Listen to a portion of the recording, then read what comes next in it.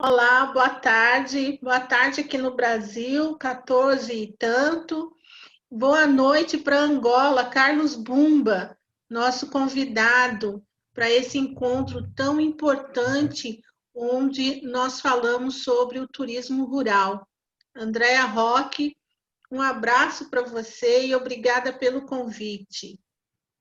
Carlos Bumba, eu gostaria que você nos falasse um pouquinho da sua trajetória. Olá, obrigado Solange Barbosa, obrigado Andrea Roque. Por favor, confirme-me se estão a ouvir em perfeitas condições o som. Sim, estou ouvindo muito bem você. Eu queria que você falasse brevemente da sua trajetória para a gente falar sobre ruralidade, sobre turismo rural em Angola. Tá bem, obrigado pela introdução, pelo convite. É, eu sou o Carlos Bumba, pronto, meu nome completo é Carlos Wambo Chioia Bumba. Tenho 35 anos de idade. Sou natural do Lubango, uma cidade do sul de Angola, a 1.050 quilômetros da capital, que é Luanda. E sou guia de turismo desde 2009. Os meus pais são de origem umbundo, a minha mãe é umbundo e o meu pai é umbundo. São do município de Caluquembe, no norte da província da Huila. Lubango é a capital da província da Huila. Huila é província, que ali no Brasil equivale a estado. Pronto. Então, os meus pais são lá do norte da Huila, naquela região com o Ambo, né? Uma zona toda umbundo. E desde sempre tive a paixão pela cultura. E como tenho muita família nas aldeias, família no mato, né? Família no campo, e nós nascemos, crescemos na cidade, nunca tivemos esse contato. Era um contato esporádico, sempre que viesse um parente. Naquele tempo do conflito armado, nós éramos pequenos, então vinham sempre parentes da nossa casa na cidade, né? O pessoal que fugia da guerra. E ouvíamos coisas que nós não percebíamos, né? Porque nós só falávamos português. Então, pronto, tínhamos tios, avós que só falavam um bundo. Nós não percebíamos. E pronto, eu em 2005 entrei no Ministério da Educação, comecei a dar aula, fui colocado no município de Clentes e lá não calei na sede, colocaram-me numa aldeia. Naquela aldeia, os alunos só falavam umbundo. Eu falava português, então não tínhamos como nos comunicar. Ali onde eu fui obrigado a aprender a língua dos alunos para depois ensiná-los aquilo que me levava lá como professor. Então, eu tinha que ir às 6 horas, entrava às 8 da manhã, mas tinha que entrar às 6 para receber uma aula com os mais velhos da aldeia, para eles me explicarem as coisas em Umbundo. E depois eu falava com os alunos 2 horas depois, a dizer que é para isso, em português significa assim, orelha é isso, boca é isto, mão é isto, cara é isto, nariz é aquilo. Então, nas férias, eu saía desse município, ia para o Lubango, ia até com a minha mãe. Aí, já eu adulto, ganhei a necessidade de falar com a minha mãe para me ensinar esta língua. Prontos, foram os anos 2005, 2006, 2007, 2008. Em 2009 surge a oportunidade de fazer o curso de guia de turismo, então fiz o curso nessa cidade do Lubango, na mesma cidade que nasci e me criei, prontos. Fiz o curso, depois do curso de guia de turismo, tive a iniciativa, a ousadia de propor aos colegas para que criássemos uma comissão municipal do turismo para a cidade de Lubango. Alguns colegas aceitaram e essa comissão depois evoluiu para a associação, tornou-se a Associação do Sul de Angola, que juntava 4 províncias, qualquer coisa como 4 estados. E o forte daquela região, da Huila e outras províncias vizinhas, é a etnicidade, né? É a cultura, é a identidade, é a questão idiosincrática. Nós temos aldeias, então íamos sempre ali conversar e ver o quão era saboroso, né, provar da comida lá da aldeia. Em 2016 nós estivemos no Brasil, levamos a Sofia Luca da TV Zimbo, a Sofia é testemunha, ela foi à aldeia da minha mãe, lá encontramos um rei, eu tenho um tio, primo da minha mãe que é rei naquela aldeia. A carne que prepararam para nós, fomos eu, a Sofia, o Nelson Lucas, né? Fomos lá, a carne que eles prepararam, até hoje, a Sofia, o Nelson e eu temos dito que é a melhor carne que já comemos na nossa vida. Na aldeia tinha um jeito específico, um jeito só deles de preparar a comida. Então não tinha muitos temperos, aquilo era só tinha sal e parece, talvez um pouco de alho, qualquer coisa assim. Mas foi a melhor carne, do jeito que prepararam, e nós sabemos que magia foi aquela que feitiço foi aquele, que segredo me meteram naquele tempero. Foi uma coisa fantástica. E desde lá, então, decidi apostar mais nessas pesquisas com as aldeias para fazer o turismo étnico. E nós temos uma agricultura muito rudimentar, a agricultura familiar, mas a agricultura é essa que, por exemplo, hoje, nessa altura que estamos a falar, na fase da pandemia, é que está a sustentar o país. As importações reduziram e Angola está a viver da agricultura familiar. Quer dizer, temos povos que cultivam tanto, tanto, tanto, tanto, e então isso, mesmo com as nossas visitas que tentavam fazer turismo, temos aqui expatriados das petrolíferas, né, os franceses, ingleses e outros, que gostam, amam este país, não olham para as dificuldades, para as estradas esbracadas, vão ao encontro das comunidades e gostam de passar lá à noite, gostam de ver a ordenha, né, como é que se tira, extrai o leite da vaca, aprendem a moer, existe uma moagem, que aqui os povos mumuila chamam de cucunga, ou cucunga, que significa pisar, né? Moe o milho numa pedra grande e há uma pedra pequena que vai triturando, né, sobre a outra, até aquilo ficar pó. Então, esses nossos turistas têm feito isto. As aldeias fazem esta coisa, e depois a distribuição das lavras, a distribuição das tarefas nas lavras, qual é a tarefa das mulheres, qual é a tarefa dos homens, aquela questão de adestrar o boi, adestrar o animal. Há expressões que o pastor diz, por exemplo, vira, tchende, e o boi já sabe que tem que virar aqui, tem que parar, né? Naquela situação de charruar. As imagens que vocês podem ver ali, isso é na escarpa da Shela, né? Na Tunda Vala. Tunda Vala é a primeira das 7 maravilhas de Angola. Este é um grupo de em 2015. Foi uma atividade denominada Anda Dali, que as pessoas saíram e fizeram a trilha dos Mumila. Os povos das aldeias têm um caminho que é só deles. De um lado, vocês podem ver aqui, tem a estrada asfaltada, mas nós andamos pela mata, que é o caminho das comunidades étnicas mais indígenas, mais conservadoras. Então, fizemos esse caminho, percorremos, encontramos frutos silvestres, encontramos currais, né, currais de animais, encontramos pequenas lavras, conversamos com a população. Então, é praticamente isso que acontece por aqui. E a nossa associação, em 2016, teve que ascender a categoria de nacional, tornou-se uma associação nacional. Então, começamos a atender o país inteiro. Isto aqui realça as imagens da província da Huila, está aqui a Serra da Leba, que foi até 2015 a maior obra de engenharia em Angola. Aqui vocês podem ver a cascata da Onguéria, essa queda d'água, há uma queda d'água ali meio turva, amarelada. Ao lado dessa queda d'água existe uma pedra que é triturada, são rochas sedimentares, eles trituram e serve de protetor solar, que o povo Mumuila usa devido ao sol. Estão numa zona muito solarenta, numa zona quente. Então protege a pele com isto e também serve de adorno. Esse povo é muito pastor e faz uma agricultura de subsistência. A outra cascata, assim, com água meio branca, é a cascata da Onguéria, também da estação zootécnica, está no município da Umpata. Ali existe o povo Mumuila. Eles também são mais pastores do que agricultores, mas ultimamente já praticam uma agricultura de subsistência. Pronto, já caminham para a agropecuária. Outra imagem que vocês veem é o desenho de uma girafa. Isso é no município de Caconda. Caconda é um município predominantemente umbundo, está no norte da província da Huila, e fazia parte do antigo reino Chiaca.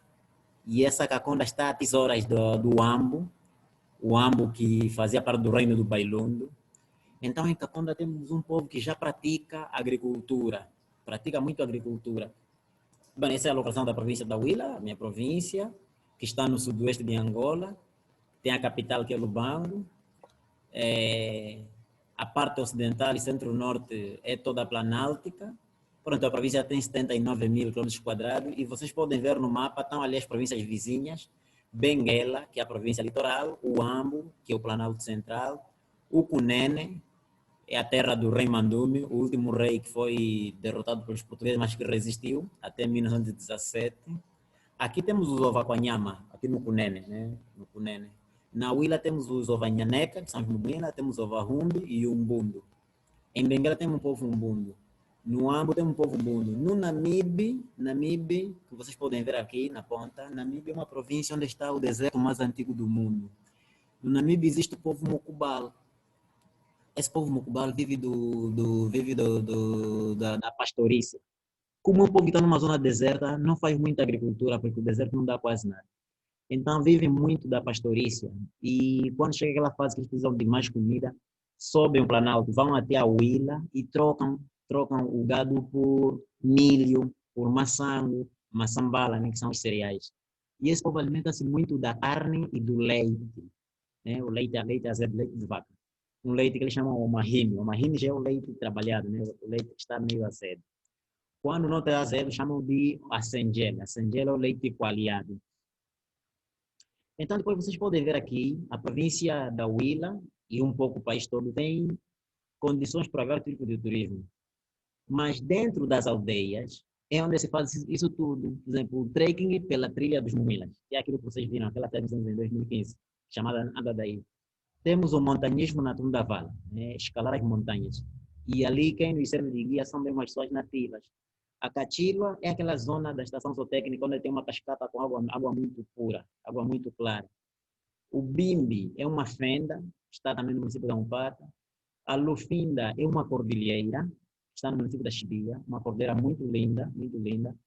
Chivila e Bonga são duas serras, estão no município de Quilengues. O nome Chivila e o nome Bonga, essas aldeias, o que aconteceu? Há alguns anos, estamos a falar há 300 anos se calhar, ou 200, dois jovens cometeram incesto. Não deviam casar, casaram, não, tiveram relações sexuais sem a permissão dos mais velhos. E eles eram parentes, eram familiares, tinham muita proximidade consanguínea.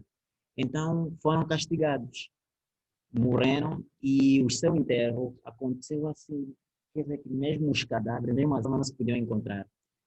O Bonga foi o homem, foi enterrado numa montanha. A Chivila, que é a mulher, foi enterrada noutra montanha, numa distância de 21 quilômetros entre as duas montanhas.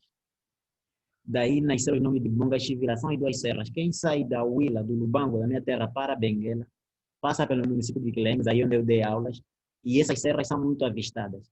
É ali onde atualmente o governo de Angola vai explorar o nióbio. O nióbio é um mineral que serve para fabricar a cabeça das naves dos aviões e de alguns telefones. Vão explorar essas serras. Então, ali também pratica-se muita agricultura de subsistência, agricultura rudimentar, é mais a maçambala. E ali existem umas danças muito lindas, uma dança chamada Anquile. Na dança do Anquile, a mulher tem tanta garra que o homem vem ao seu encontro, a mulher suspende o homem vai ao alto e a mulher agarra. É uma dança muito linda. Eu, talvez, no final disso ainda procuro algumas imagens para vos mandar. O povo dali faz isso. Tem uma dança chamada Mbulunganga e eles têm uma fruta chamada ngongo. O ngongo faz uma bebida muito doce, mas também traiçoeira. Pronto, isso é no município de Glen, um município de etnia nhaneca também, tem um pouco a parte do mundo. Depois, vocês podem ver aqui ecoturismo na Lagoa da Cascada, Tunda Vala, Chivinguiro. Chivinguiro é a zona onde existe o Instituto Agrário. Ainda bem que a Andréia Raquel é agrônoma. Eu convido a Andréia e a Solange a visitarem o Chivinguiro quando virem em Angola. O Chivinguiro formou os melhores agrônomos dos anos 70, agrônomos esses que hoje estão em Portugal, estão na França. Continua a me ouvir? Não sei. Sim, sim, estou te ouvindo e estou achando muito interessante, principalmente porque, como você falou, né, sobre essa quantidade, essa diversidade, né, de culturas que tem na região, né, em Angola, e você aí nos mostrou diferentes modos, né? Um grupo que é do pastorício, mas que faz a troca de gado por alimentos, a questão cultural da dança, a gastronomia, né? Lembrando aí de uma carne mágica aí que foi inesquecível essa alimentação. E eu fico pensando, né, a riqueza do turismo rural está justamente nisso, né? Nessa possibilidade da gente conhecer as diferentes culturas pelo seu modo de viver, e o turismo rural nos propicia muito isso, e eu fico pensando aqui no quanto desses povos que vieram aqui para o Brasil, o quanto nós temos deles aqui no Brasil, principalmente nos quilombos, né? que é os grandes, são os grandes parceiros aí da Rota da Liberdade no turismo rural.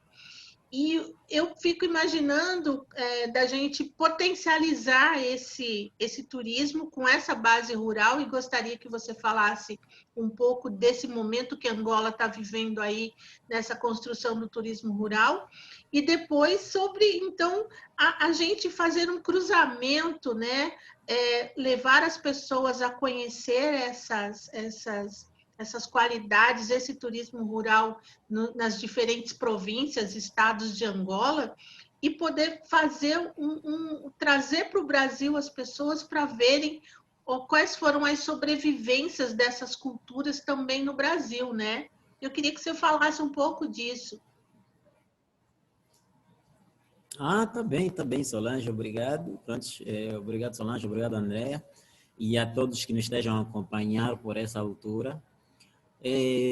Como eu disse uma das vezes, o Brasil é um mundo em miniatura, e o Brasil tem várias Áfricas. O Brasil também tem várias Angola. O Brasil tem uma Angola Bakongo, que é a Angola do Zaire, de Mbaza Congo, Soio e uma parte do Ixicabinda. O Brasil tem uma Angola Ambundo, que o povo fala a língua Quimbundo, que é de Malange, né, do Ndongo, da Matamba, de Luanda, de Cassange.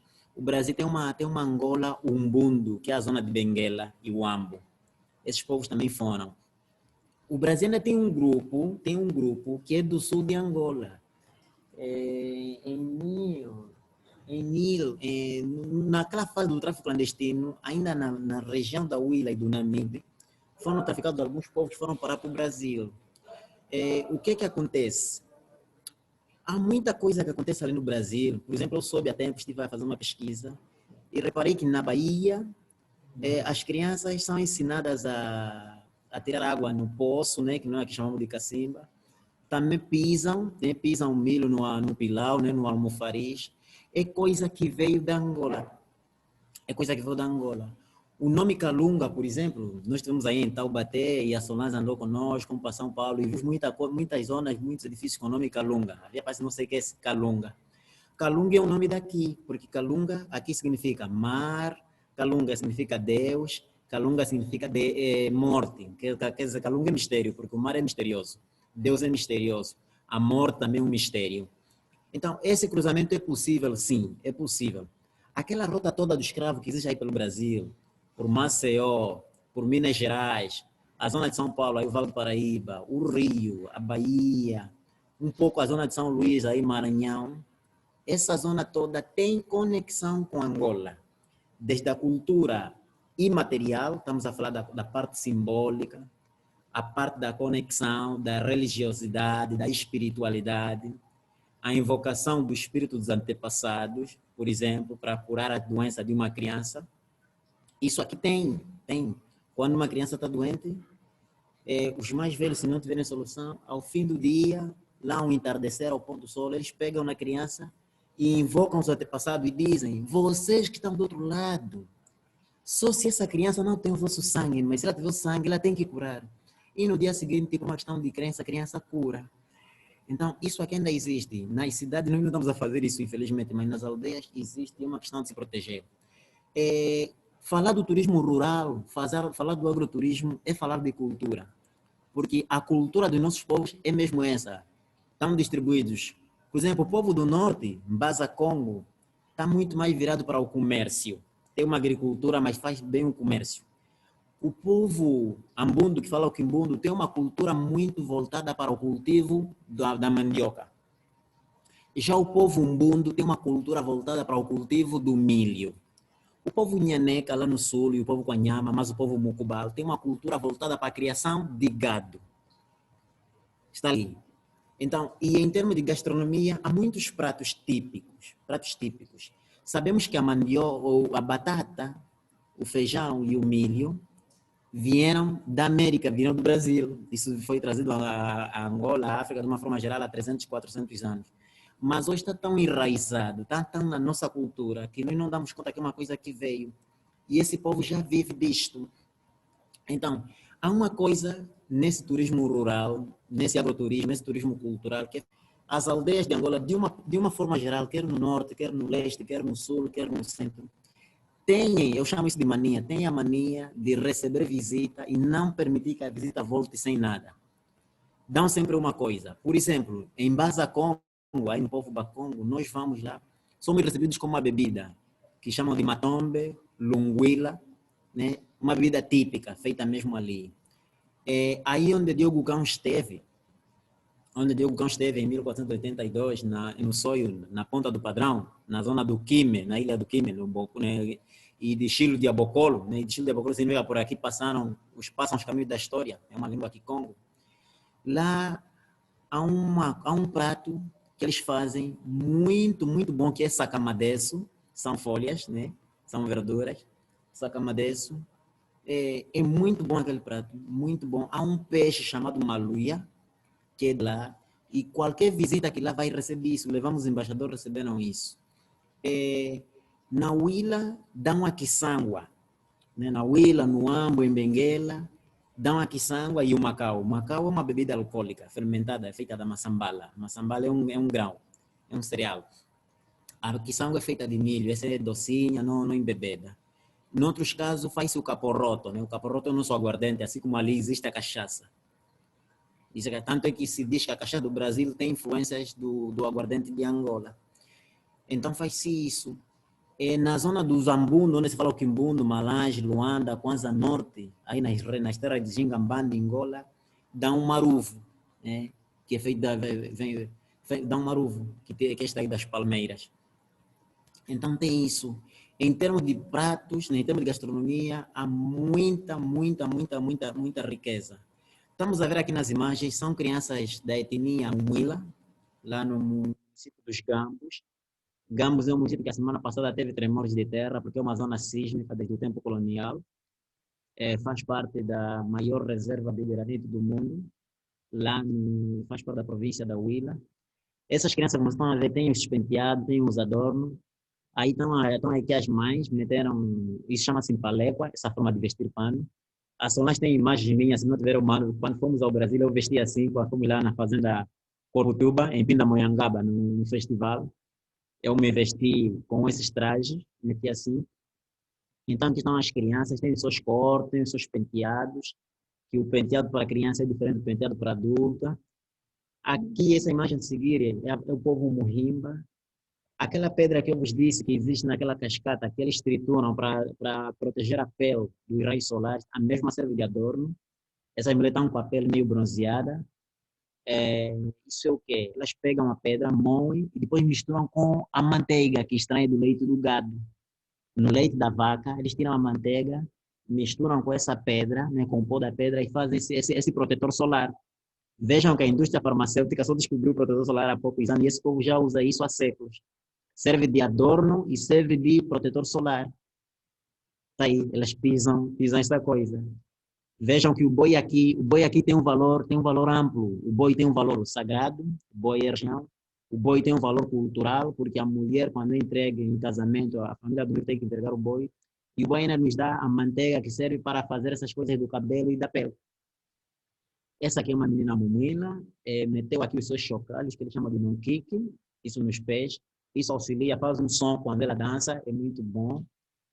Tem aqui outros nas mãos e tem essa coisa à volta da cintura. Quer dizer que ela ainda não é nubente quando tem essas coisas assim à volta da cintura.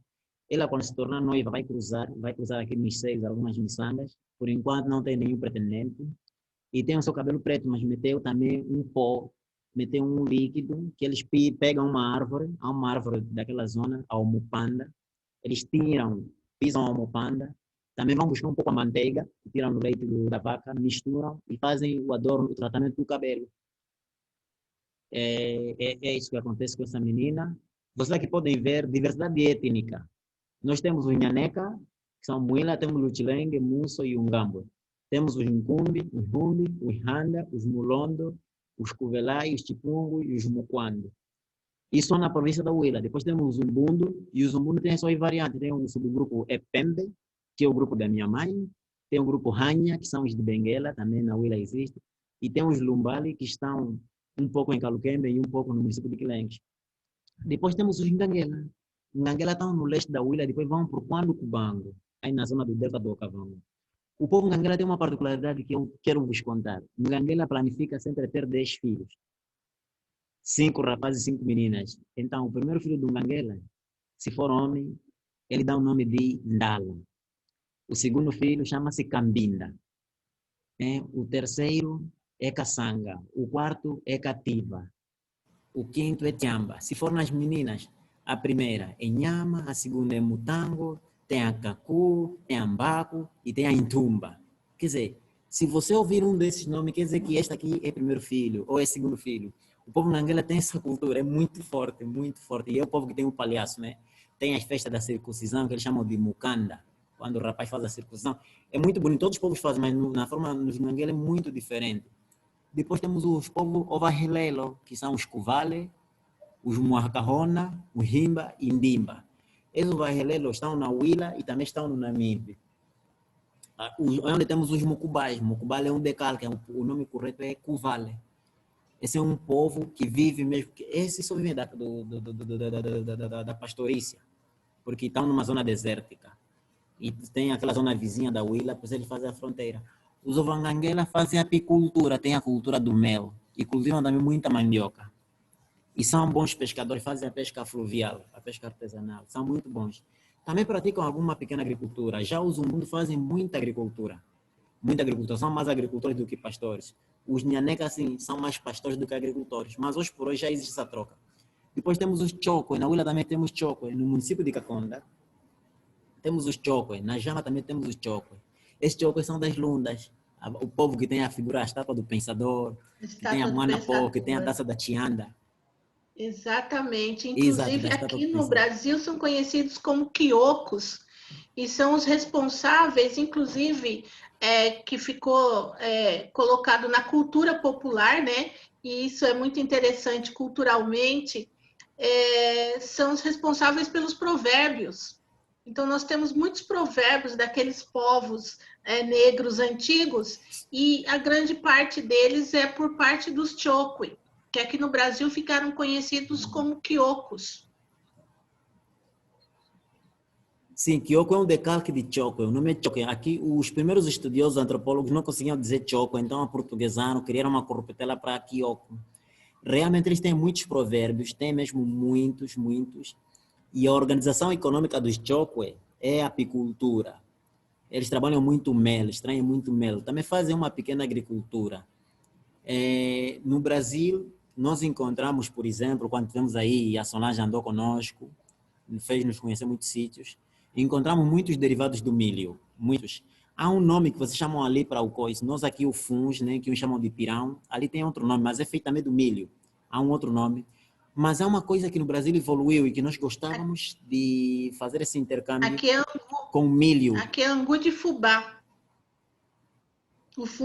Angu de fubá. Isso, angu de fubá.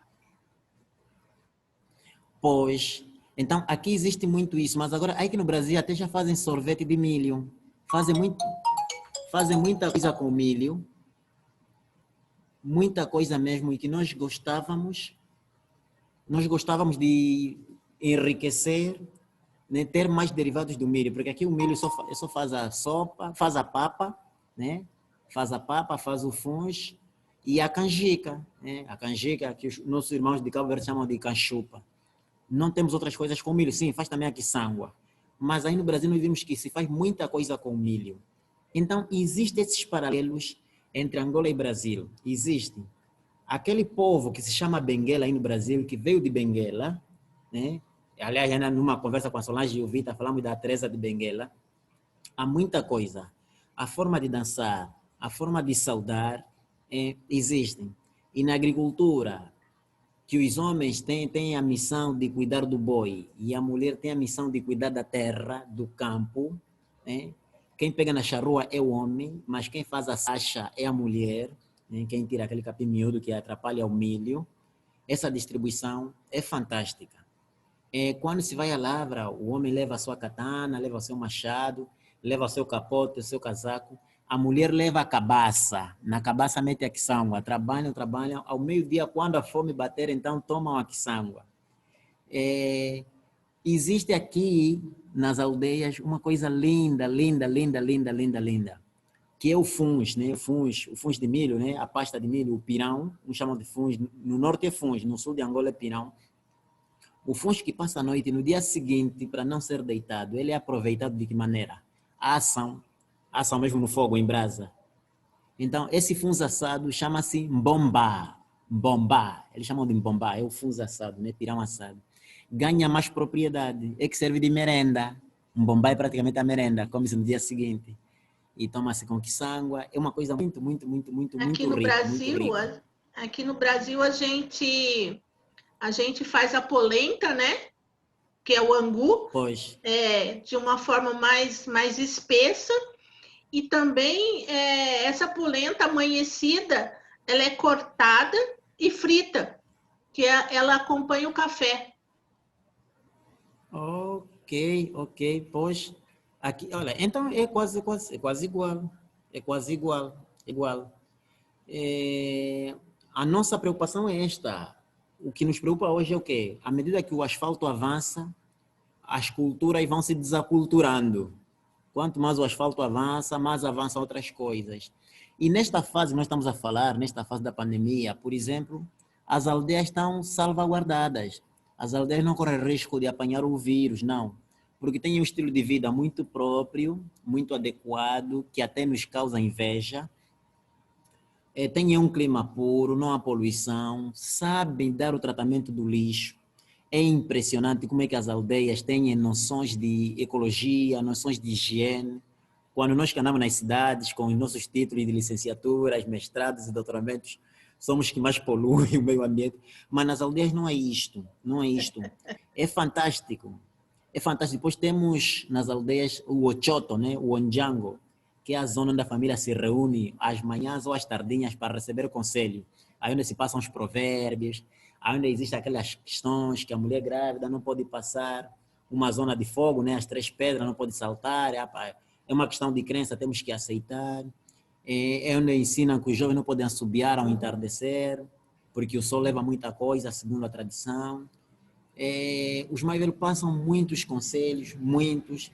Aqui existe uma coisa, esta pedra que vocês estão a ver aqui, é do reino do Nhongue, é aqui onde nós comemos a carne, a melhor carne da nossa vida foi aqui neste reino, que eu falei com a Sofia e o Nelson, chama-se Nhongue. Nhongue significa inclinada, é uma pedra inclinada, a pedra de cima está inclinada, são pedras sobrepostas.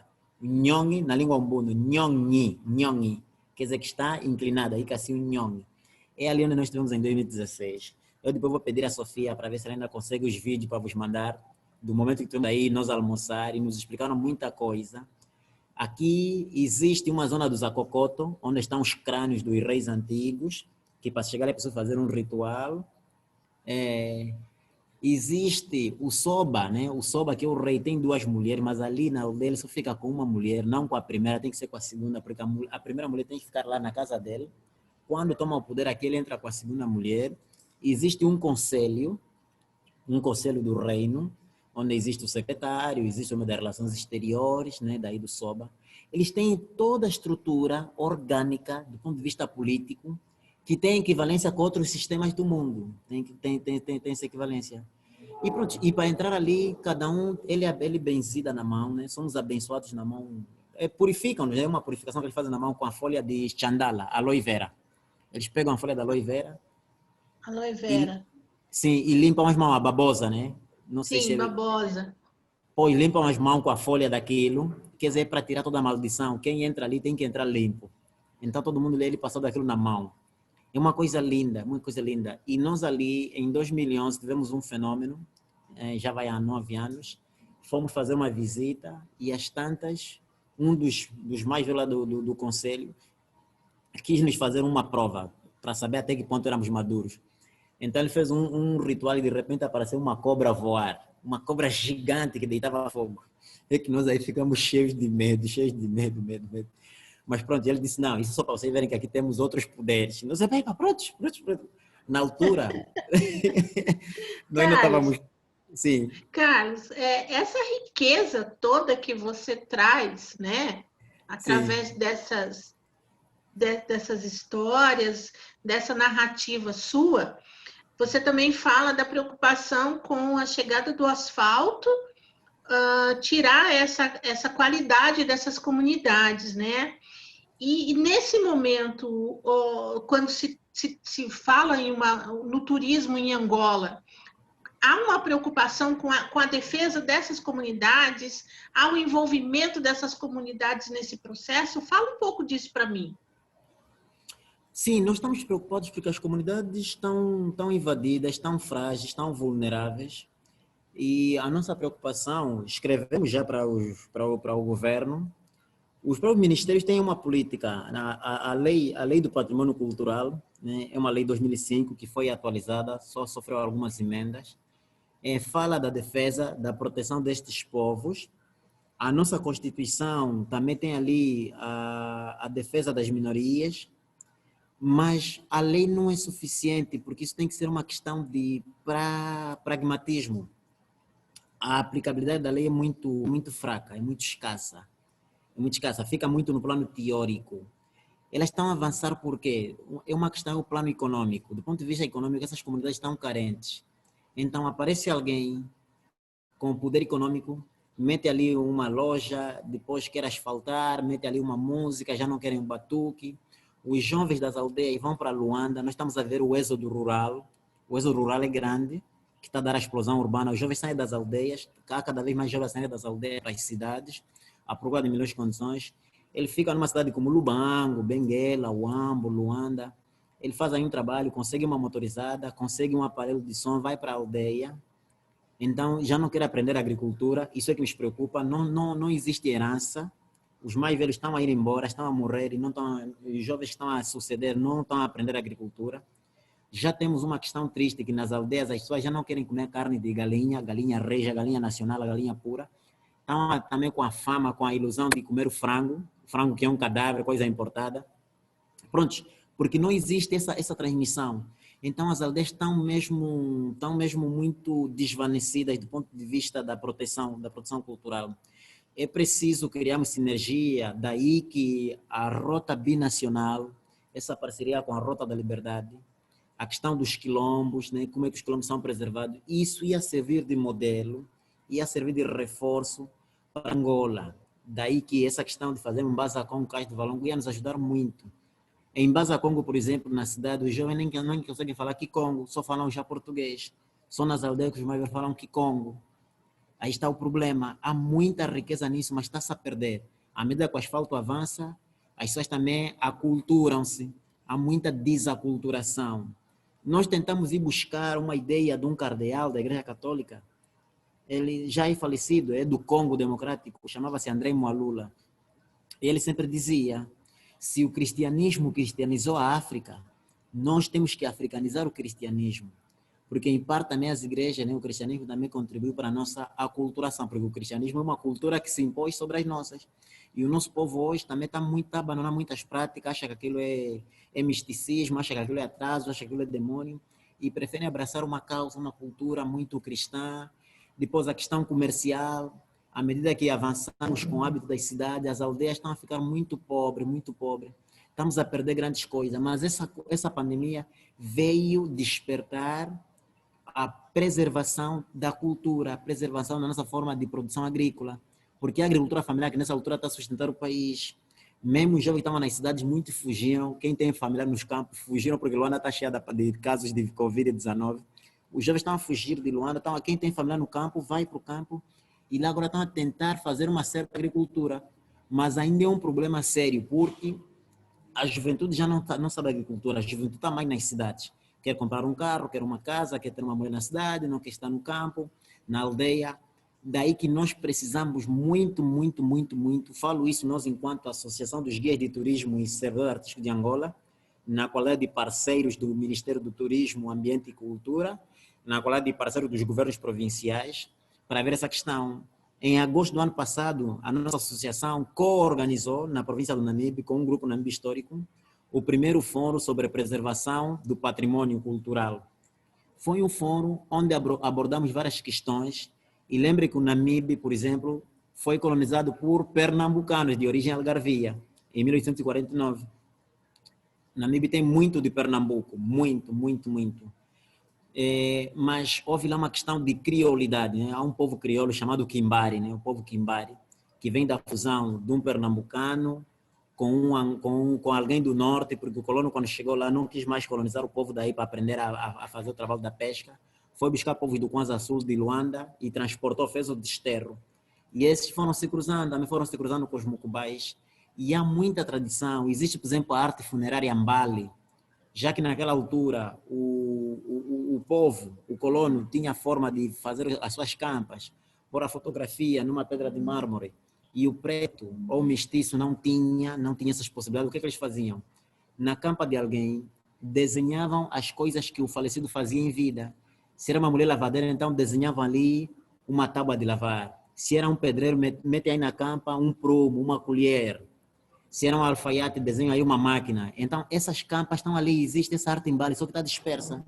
Então, organizamos esse fórum para ver se conseguimos resgatar, preservar isto. O Namíbia organizou, este ano vai organizar a província da Huila. Luanda tem um Instituto para Patrimônio Cultural, com o qual temos estado a trabalhar, isso pertence ao Ministério do Turismo, Cultura e Ambiente.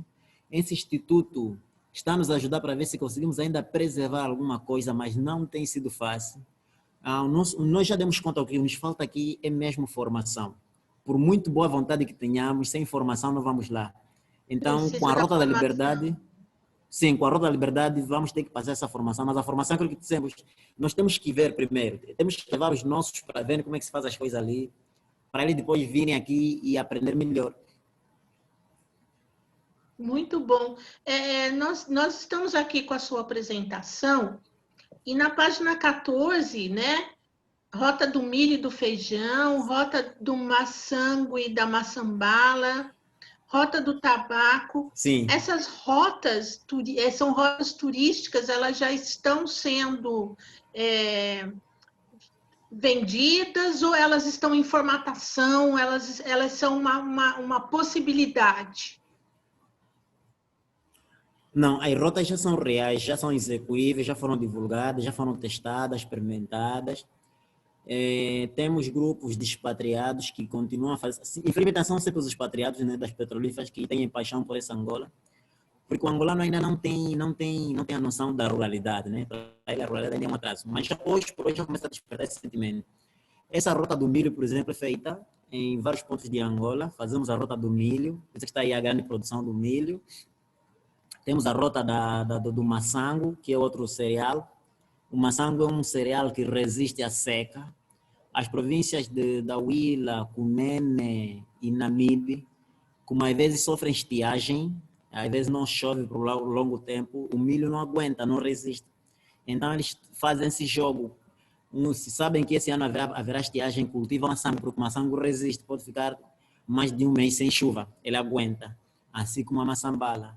Então temos essas rotas. Existe a rota do milho, a rota da maçambala, temos a rota do feijão. Isso tudo acontece nesse corredor entre a Huila, o Ambo e Benguela. E na rota do milho, nós levamos as pessoas, aprendem a debulhar, como estão a ver aí, os homens estão a debulhar, a tirar o milho da espiga, aprendem a fazer isso, aprendem a assar o milho, muita gente não sabe assar o milho na brasa, aprendem a assar o milho, e aprendem a fazer outras coisas com milho, aprendem como secar o milho, como armazenar o milho de forma que sirva para a próxima campanha agrícola, e aprendem os derivados do milho, o valor nutricional que o milho tem. Nas aldeias existe um saber ancestral sobre o valor nutricional do milho. Nessa rota nós também temos a questão do papilho, que é a semente da abóbora, aproveitamos na rota do milho, explicamos o valor nutricional da semente da abóbora. É uma rota já amplamente testada, só que precisa ser massificada. Infelizmente, ainda está assim. São mais os expatriados, os estrangeiros que fazem do que os nacionais. Ou seja, é um desafio, então, nesse turismo rural de Angola, colocar, então, os nacionais, os angolanos mesmo, para entenderem e participarem desse processo. E, ao mesmo tempo, já são roteiros em que o estrangeiro já consegue ver uma qualidade, já observa o valor e a importância de um turismo rural, de um turismo de conhecimento, é isso? Sim, sim, sim, sim. O estrangeiro faz isso para ir à busca do intercâmbio. O expatriado quer aprender isso. Ele vai e até pedem, nos pacotes que eles solicitam, eles exigem mesmo passar a noite na aldeia. Eles não querem só ver isso, eles querem ficar ali, passar uma noite e ver como é que é esse processo. Eles preferem a forma de cozinhar das aldeias do que dos restaurantes. É incrível. Nas aldeias, as mais velhas, por exemplo, não sabem ler nem escrever, mas cozinham melhor que em muitos restaurantes. Eu levei anos a acreditar nisso, mas é verdade. Esse aqui é o morango, nós temos a rota do morango. Isso é no município da Umpata. Esta aqui é a múcua. A múcua é um alimento que vai sustentar esse povo por longos anos. E nós temos aqui um projeto de uma nossa colega, chamada Cristina Câmara, ela é também escritora, tem um projeto do patrimônio paisagístico que visa preservar os embondeiros. Estão-se a devastar muitos embondeiros. E, por exemplo, só nessa fase da pandemia, para vocês terem a noção, a múcua tem um pH, tem uma vitamina C, tem mais proteínas que o leite, tem mais cálcio que o leite. Muita gente nas aldeias não está a apanhar gripe nem tanta coisa devido à múcua. Está-se a consumir muita múcua mesmo. Tem um valor nutricional muito alto, aliás faz parte dos superalimentos. Então nós temos uma colega na associação que tem um projeto que é o patrimônio paisagístico e visa só defender mesmo os embondeiros. Nós cá em Luanda, na zona do Panguila, já foram derrubados vários embondeiros para dar lugar a construções de betão. Então, a cada vez mais os embondeiros estão sendo derrubados. Agora a nossa luta é informar as pessoas que os embondeiros levam 500 anos. Os embondeiros não têm a nossa idade, então é preciso preservar. E essa colega está com essa luta, nós como associação estamos a tentar abraçar, mas não está fácil. Não está fácil, por isso que também estamos a criar a rota da múcua. As zonas onde existe múcua. Em Angola temos a múcua em Luanda, no Bengo, um pouco em Benguela, na Huila, no município de Clengues e no Cunene.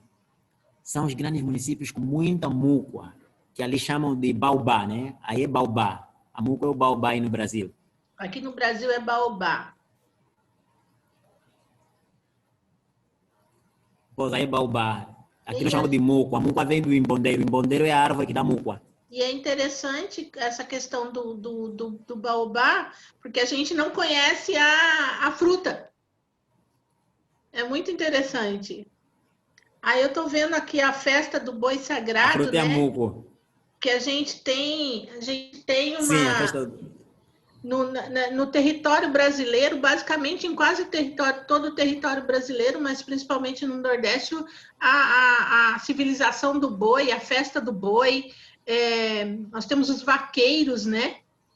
E a gente vê como essa migração, né, cultural, ela se faz totalmente presente no Brasil, e aí a gente vê que esse intercâmbio, né, não só a qualificação através da Rota da Liberdade, mas a própria Rota da Liberdade também se qualificar junto a vocês para poder fazer com que as pessoas entendam a dimensão dessa troca, desse intercâmbio, porque realmente, para muitas perguntas que a gente tem aqui, né, para muitos questionamentos, né, aquele famoso de onde viemos, né, quem somos e de onde viemos, a gente consegue, olha, eu consegui, nessa conversa breve com você, quanta coisa você me mostrou que a gente aqui no Brasil se reconhece dentro desse processo, e eu falo, eu especificamente também por ser bisneta de angolano, né? Por ser, meu pai ser pernambucano, por ser bisneta de angolano, então a gente percebe o quanto a gente tem que aprender, o quanto a gente tem que intercambiar, e o quanto o turismo rural vai ser vital nesse processo. Não, vai. O turismo rural, o agroturismo, isso tudo com turismo étnico, será o novo normal. Vai ser a moda depois da pandemia, porque as pessoas estão muito confinadas, então quererão ter intercâmbio. De certeza que uma percentagem da população vai procurar valorizar mais a vida campestre, a vida das aldeias. Essa aqui é a festa do boi sagrado, chama-se Onjelua. Onjelua. Essa festa do boi sagrado acontece anualmente naquela fase, na mudança de estação. Ao sair da estação seca para a estação da chuva. Ao sair do cacimbo, do frio. Então faz-se um ritual onde se reza, onde se pedem boa colheita, boas chuvas e pronto, abate-se um boi, faz-se assim uma festa à volta do boi. O escritor Rui Duarte de Carvalho, ele é antropólogo, já é falecido, tem várias obras que falam disso. Por exemplo, podem ler o livro dele, Vou Lá Visitar Pastores. É um livro bom. Eu também posso vos mandar os links. E tem um filme, ele tem um documentário que fala mesmo de Onjelua, que ele gravou em 1979. O Rui Duarte Carvalho nasceu em Santarém, em Portugal, veio a Angola com 3 anos, tornou-se angolano pelo seu processo de participação na luta de libertação nacional, sofreu cadeias, sofreu prisões. Pronto, porque aqui a nossa independência foi feita por pretos, brancos e mestiços.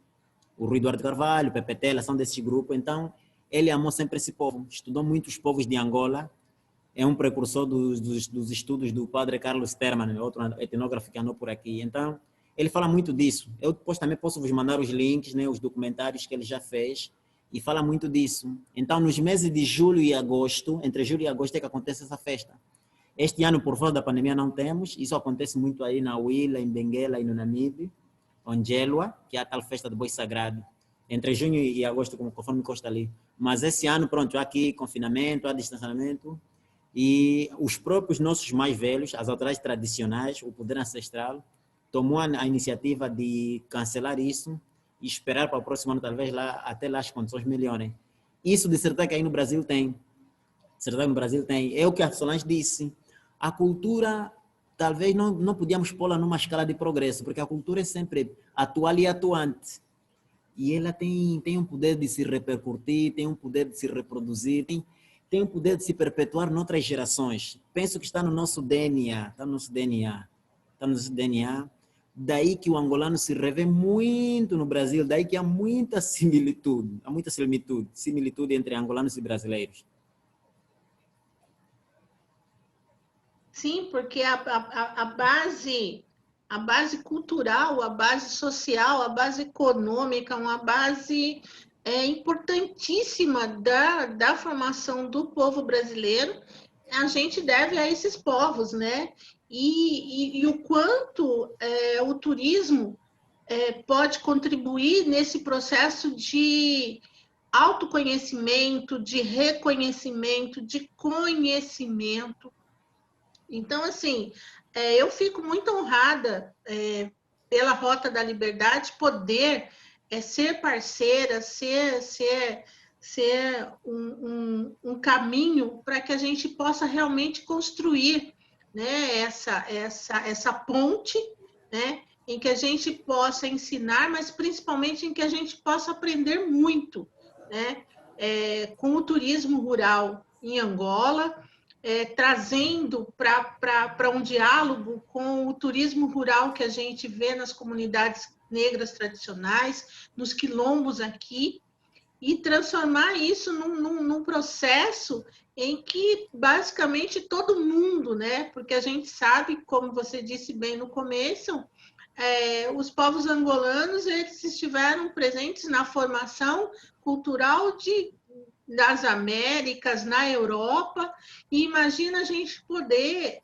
se descobrir, né, o quanto, apesar de sermos diferentes, o quanto nós somos iguais e o quanto essa ancestralidade, quanto esse DNA, ele percorre a gente por todos os lugares, né? Sim, é verdade, Solange. Aliás, há uma escritora ali, penso que é de Minas Gerais, ou não sei onde, que região do Brasil, Amélia Viotti. Emília Viotti. A Emília Viotti disse Emília que... Viotti da Costa. Emília Viotti da Costa, pois, ela bem disse que a memória de um povo é a sua história.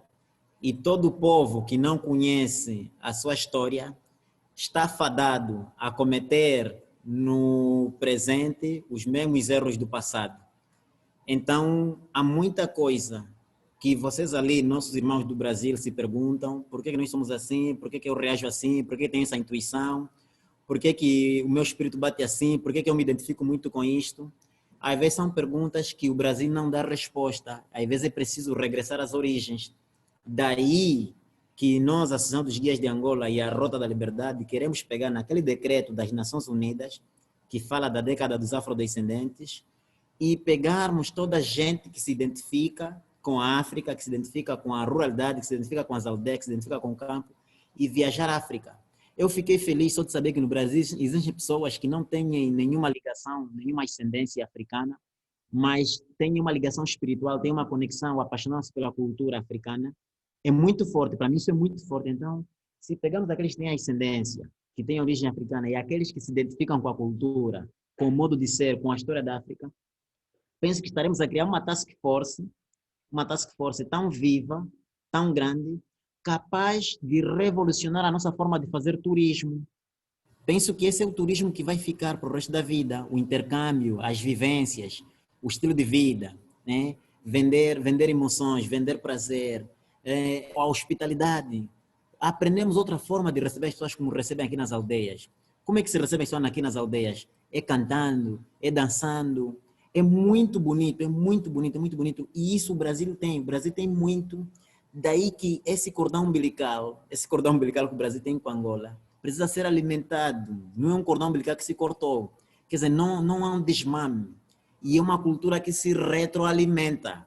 Porque há coisas que Angola vai beber do Brasil, né?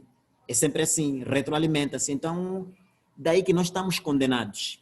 Podemos ter uma relação, por exemplo, de amor e ódio, como é feita entre irmãos, né? Ora se odeiam, ora se amam, ora estão a discutir. Mas, no fundo, o que nos une é mais forte. Carlos, muito obrigado. Foi maravilhoso poder conversar com você, falar sobre turismo rural, falar um pouco sobre você. Parabéns pelo seu trabalho. Muito obrigado por confiar na Rota da Liberdade, por acreditar. E realmente a gente tem aí uma missão, né? Muito grande, muito cumprida, que a gente com certeza vai cumprir da melhor forma possível, para que a gente possa valorizar aquilo que Sim, nós temos de melhor, né?